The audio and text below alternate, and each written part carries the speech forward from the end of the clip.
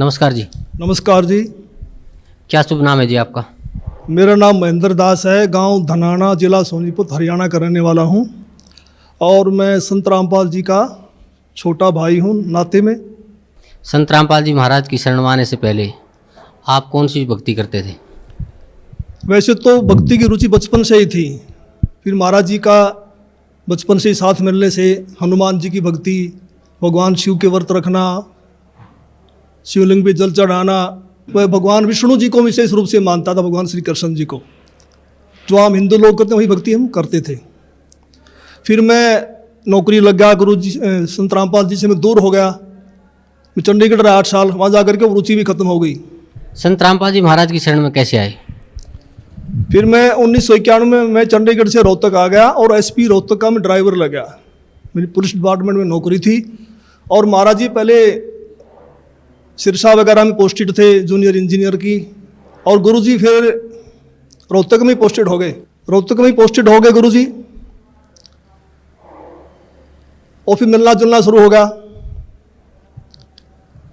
और गुरुजी lunch time में मेरे पास रोजाना आते थे, लगभग 4 महीने लगातार आए और सत्संग की, भक्ति की बातें बताने लगे कि भक्ति करनी चाहिए, भक्ति से दुख दूर होते हैं, सुख मिलता है, मोक्ष मिलता है। लेकिन मेरी रुचि विशेष नहीं थी और मैं महाराज जी को मना भी नहीं कर सकता था कि मेरे पास क्यों आए, क्योंकि बड़े भाई साहब थे। तो मैं अंदर से दुखी बहुत था कि रात को ड्यूटी करते हैं, दिन में ये आगे बैठ जाते हैं। लेकिन एक दिन मैंने कह ही दिया कि भक्ति में कुछ नहीं रखा, काम करो और बच्चों का पालन पोषण करो, इससे बड़ी कोई भक्ति नहीं है। फिर गुरु जी ने धीरे धीरे आना बंद कर दिया। फिर मेरे जीवन में एक ऐसी घटना घटी, 1992 की बात है, कि मैं एक DIG को लेकर के मधुबन गया हुआ था, पुलिस ट्रेनिंग सेंटर के अंदर। रात को वहाँ ठहरे, मैं सुबह सोकर उठा तो मैंने देखा, मैं चारपाई पर लेटा हुआ, मेरी आंखें खुल गई। तो लेटे लेटे मैं क्या देख रहा हूँ कि मेरे पैरों की तरफ उस मकान यानी कमरे में 2 खिड़कियाँ थी। एक खिड़की में महाराज जी कम से कम 8-10 फीट ऊपर आसमान में बैठे हैं। वो सीन मुझे आज तक याद है। काले रंग के चश्मे लगा रखे थे, लाइनिंग वाला शर्ट, काली पैंट, और ऐसे बैठे हैं जैसे पद्मासन होता है, हाथ जोड़कर। तो संत रामपाल जी की तरफ 2 पैर दिखाई दे रहे हैं, घुटने से नीचे बिल्कुल लाल रंग के, जैसे सूर्य सुबह निकलता है। तो मैं देख कर डर गया।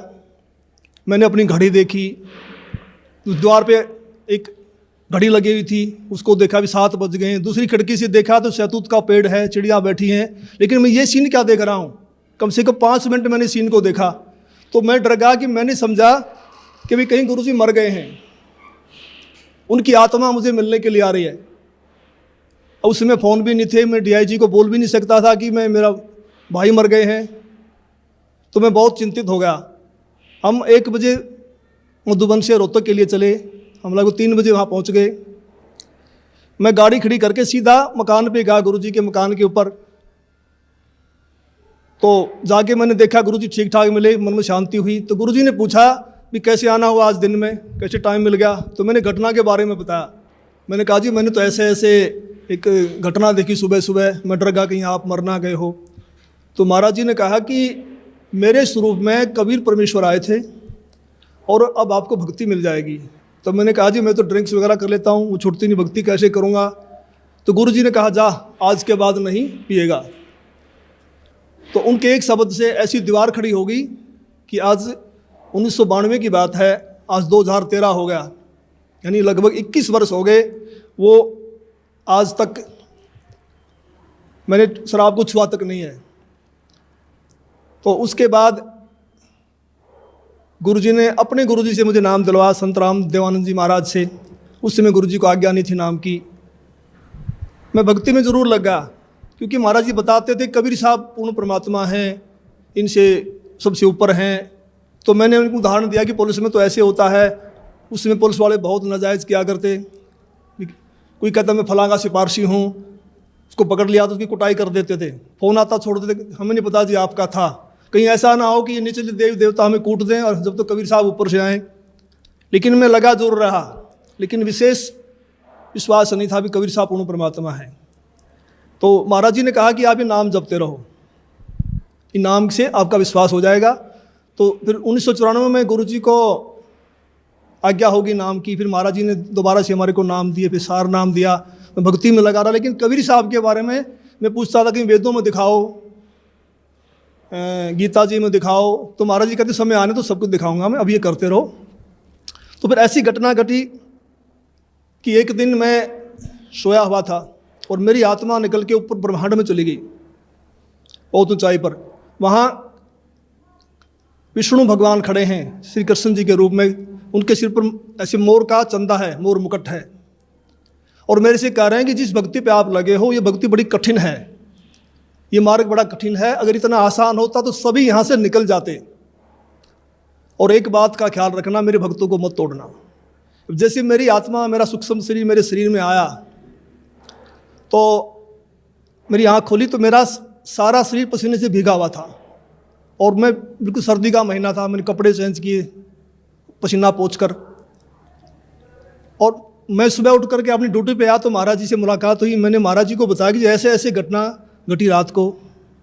तो महाराज जी ने कहा कि आपको विश्वास नहीं हो रहा था कबीर साहब के बारे में, और आप कृष्ण जी को ज़्यादा मानते थे, इसीलिए कृष्ण जी के मुख से ही आपसे कहलवा दिया गया है कि ऊपर और शक्ति है और रास्ता है। तो उस दिन के बाद मैंने पीछे मुड़ के नहीं देखा, और फिर मैं सही ढंग से भक्ति करने लगा। सर, संत रामपाल जी महाराज से नाम उपदेश लेने के बाद आपको क्या क्या लाभ हुआ? पहले मैं संसारिक लाभ बताऊंगा आपको, खासकर शरीर के लिए। जब मैंने गुरु जी को गुरु धारण कर लिया और मैं भक्ति करने लगा, लगभग 1999 की बात है, उस समय मेरी आयु 41 वर्ष थी, 41 ईयर, और अब मेरी 55 साल की हो चुकी है, 55 ईयर्स ओल्ड। तो मैं रोहतक में एक रेलवे रोड का नाम है बाज़ार में, वहाँ एक लाला जी के पास बैठा हुआ था। वहाँ एक लड़का मेरे से मिला, वो लाला जी ने, उसका नाम फकीर चंद जी थे, उन्होंने कहा कि MA है और इन्होंने ज्योतिष शास्त्र से भी MA किया हुआ है। तो मैंने उसको भक्ति की बातें समझानी चाहिए, तो उसने कहा जी एक बार अपना हाथ दिखा दो। तो उसने मेरे हाथ देखे दोनों, पहले दाहिना हाथ देखा, कहने लगा आपकी आयु कितनी है? मैंने कहा मैं 41 वर्ष का हो चुका हूँ। तो उसने कहा आपके भाग्य में लिखा है 40 वर्ष से लेकर 45 तक बिल्कुल बेड के ऊपर बीमार अवस्था में लेटना, और आपको फला फला बीमारी लगेंगी। फिर मैंने कहा मैं तो 41 का हो चुका हूँ, मुझे तो कुछ भी नहीं है। कहने लगा 1 साल का धोखा भी हो सकता, आपको ज़रूर होगा। तो मैं कुछ चिंतित तो हुआ, लेकिन फिर उसने मेरा बायां हाथ देखा और कहने लगा आपकी पत्नी जिंदा है? मैंने कहा वो तो जिंदा है। कहता हो ही नहीं सकता। मैंने कहा मैं सुबह घर से आया था जब तू जिंदा थी, अब मर गई हो तो मैं कुछ कह नहीं सकता। लेकिन वो तो उसने कहा भी ये कैसे असंभव हो रहा है? तो मैंने उनसे कहा भी हम पूर्ण सतगुरु की शरण में हैं, सच्चे मंत्र का जाप करते हैं। हमारे सतगुरु कहते हैं कि भी तिल घटना मासा बढ़े वेदना लिखे जो लेख, सच्चा सतगुरु मिटा के ऊपर मार दे मेघ। हमारे सतगुरु ऐसे कर देते हैं। तो फिर मैंने 6 महीने के बाद फिर मुझे एक ऐसा ही और ज्योतिषी मिला। मैं जैसे पुलिस लाइन में गाड़ी का वायरलेस सेट ठीक करवाने के लिए गया, उस वर्कशॉप में एक इंस्पेक्टर थे इंचार्ज, वो अपनी टेबल पर ज्योतिष शास्त्र की किताब खोल के बैठे हुए थे। मैंने उनसे वही प्रश्न किया भी इसमें क्या रखा, भक्ति करो ना सच्चे नाम की। डिस्कस हुई हमारी। उसने कहा भगत जी ऐसी बात नहीं है, ये पूर्व जन्म के लेख होते हैं, भक्ति अलग चीज़ है, ये भी सत्य होते हैं। तो उसने मेरे फिर हाथ देख लिए, मेरे जो बातें उसने बताई थी वही बातें उसी ने दोहराई। तो फिर मैंने गुरु जी से प्रार्थना की, मैंने कहा जी ऐसे ऐसे बताया दो ने। तो संत रामपाल जी कहने लगे कुछ नहीं होगा, परमात्मा लेखों को मिटा देता, भक्ति करो। तो संत रामपाल जी की दया से, इनकी सच्ची भक्ति से उस पीरियड के दौरान मेरे को जुकाम तक नहीं हुआ, बुखार तक नहीं लगा। और आज मैं 55 वर्ष का हो चुका हूँ, मेरी पत्नी भी जिंदा है। और मेरी जो घरवाली थी उनका नाम राजबाला है, और वो भक्ति में विशेष रुचि नहीं रखती थी, वो किसी को भी नहीं मानती थी, बस अपने काम धंधा करती थी। तो एक बार 2004 की बात है, उसकी दोनों उंगलियां सुन्न हो गई दाहिने हाथ की। वो मेरे से कहने लगी मुझे दिखा नहीं तो हाथ सूख जाएगा। को पड़ोस के कह रहे थे एक हाथ सूख गया, ऐसे ही बीमारी लग गई थी। तो मैं रोहतक में रेडियो स्टेशन के पास गुप्ता जी हैं डॉक्टर हड्डियों के, उनके पास उनको लेके गया। उन्होंने बताया कि उसकी ये गर्दन के पास नसें होती हैं, नस दब गई है। तो उन्होंने एक्सरे लिया, दवाई दे दी, 2 महीने इलाज चलता रहा, कोई फ़र्क नहीं पड़ा। तो मैंने अंदर गुरु जी से प्रार्थना की, संत रामपाल जी से भक्ति करते समय कि गुरु जी अगर ये हाथ सूख गया तो बुढ़ापे में हम तो रोटी बगैर भी रह जाएंगे, परेशान होगी, तो दया करो। तो जैसे मेरा ध्यान लगा हुआ था, सुमन करते करते वैसे आंख बंद हो गई, तो मुझे गुरु जी खड़े दिखाई दिए और कहा कुछ नहीं होगा बेटा, ठीक हो जाएगी। तो मैं कुछ दिन के बाद ड्यूटी से छुट्टी लेकर घर गया। मैंने उससे पूछा भी आपकी उंगलियां ठीक होगी? उसने कहा वो तो ठीक होगी। मैंने कहा ये गुरु जी ने की है, मैंने प्रार्थना की थी। कह लगे नहीं मैं तो दवाई से ठीक हुई हूँ। तो मुझे बड़ी निराशा हुई। तो कुछ यानी 2005 में उसके दाहिने पैर में बहुत ज़ोर का दर्द शुरू हो गया। मैं उसी डॉक्टर के पास फिर लेके गया, गुप्ता जी के पास। गुप्ता जी ने फिर एक्सरे किया, फिर कहा भी रीढ़ की हड्डी की नस दब गई है, इसलिए उससे पेन है। उसने दवाइयाँ दे दी 1 सप्ताह की। मैं दवाई दिलवा करके बरवाला में सत्संग चल रहा था गुरु जी का, उसमें आ गया। तो उसने फ़ोन करवाया चौथे दिन, कह लगी मुझे कोई आराम नहीं है और मैं तो मर रही हूँ, तो तू सत्संग में धक्के खाता फिर रहा है, क्या रखा है सत्संग में, आ करके मुझे दवाई दिलवा।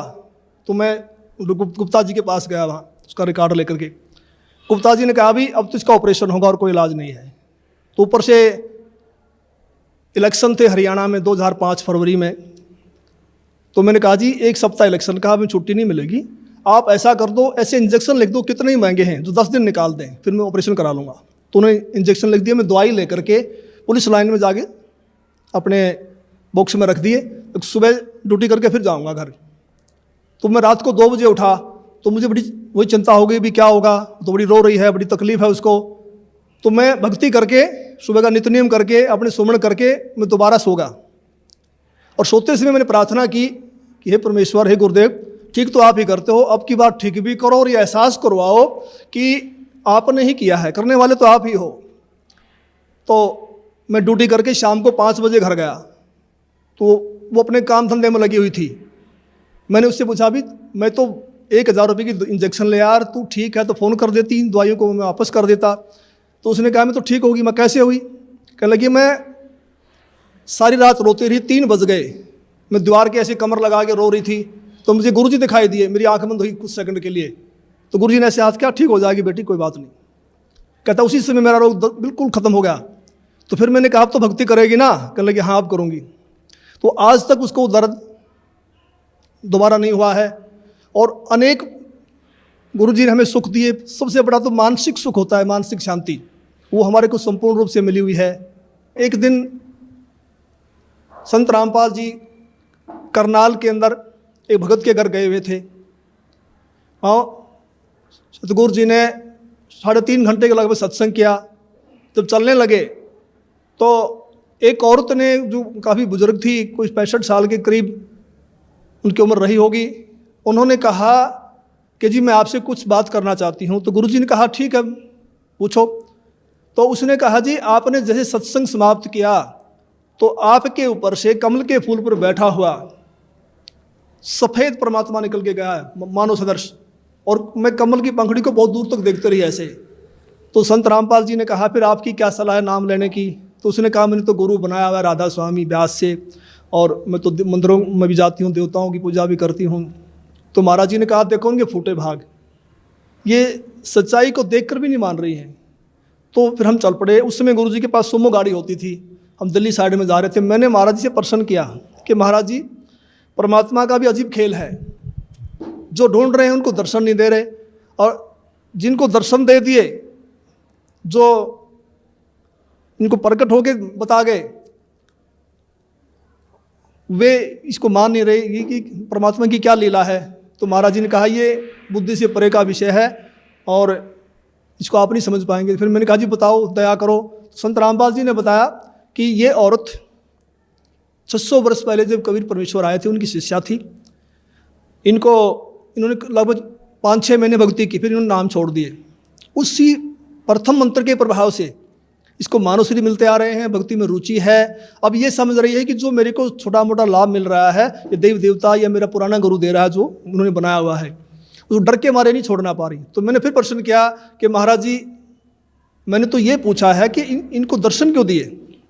तो गुरु जी ने कहा, संत रामपाल जी बोले कि परमात्मा किसी की उधार नहीं रखता, ये कल को मरेगी, नरक में जाएगी, वहाँ उसको बड़ा कष्ट होगा। जब आत्मा रोती है तो परमात्मा को आना पड़ता है, मन के नहीं सुनता परमात्मा। तो फिर ये आत्मा वहाँ सवाल करती है कि जी आपकी भक्ति का हमें ज्ञान नहीं था, हमने भक्ति तो बहुत की।